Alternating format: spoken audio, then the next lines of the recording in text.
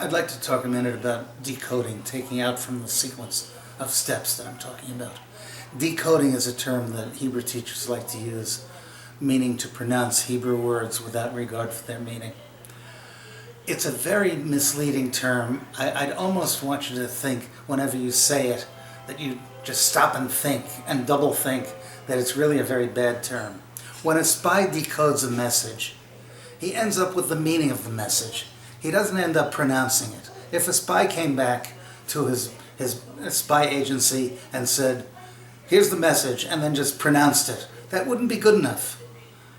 Decoding should mean getting meaning out of something, but here we're reading, Hebrew teachers are using it to mean pronouncing. So I'd rather you use the term pronouncing, or at least remembered that when you're talking about reading, you should mean getting meaning out of a text, whereas pronouncing a text is pronouncing a text without regard for meaning. We want our Hebrew students to do both. Which is more important though?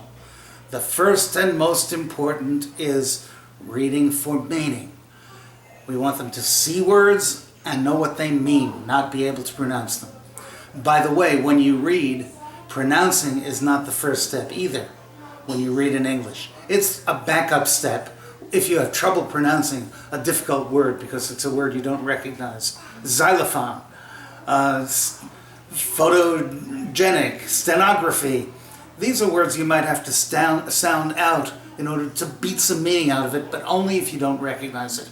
Most of your reading in English or any language that you read well is sight words that you recognize. You do not go through a text and sound them out.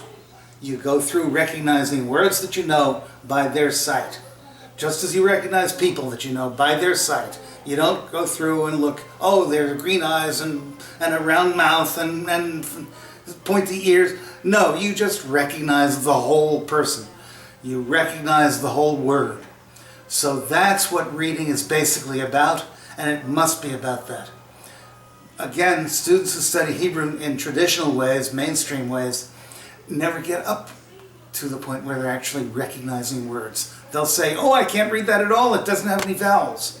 Well, in the silly method, little kids and elementary students, adults or children, are looking at Torah scrolls without any vowels, and they read them for meaning. They don't pronounce them, they read them for meaning. I'll show you how in a couple more steps.